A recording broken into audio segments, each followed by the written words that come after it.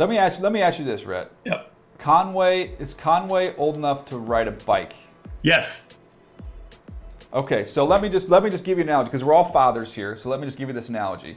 If anybody's listening to this has ever taught their kid how to ride a bike, let me tell you what you do not do when you're trying to teach your kid how to ride a bike. You do not you start him on the training wheels, then you take the training wheels off. After the first time he falls over on the grass, you don't go, hold on, let me put these training wheels back on because you've had a little adversity. And I don't want you to try and work through that, so let me try and put these training wheels back on. That does you no good. It does you no good for the child. It does you no good for your team. To me, that makes absolutely no sense. He had a little adversity. Let him work through it.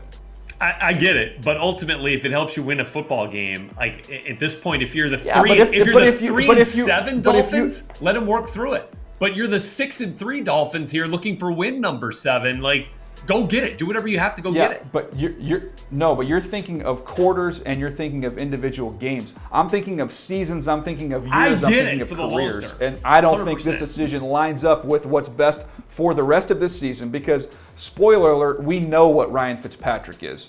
So if you want to go down that road, I know what that looks like. By the way, they didn't win the game.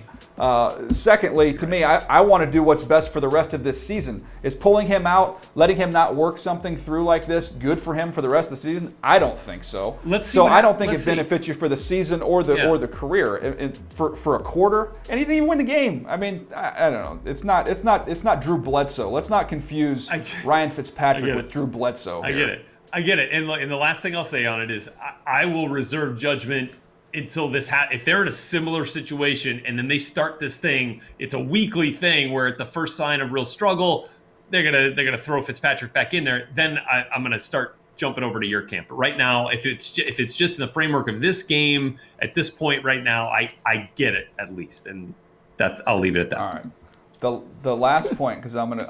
Now it's the last word. Okay.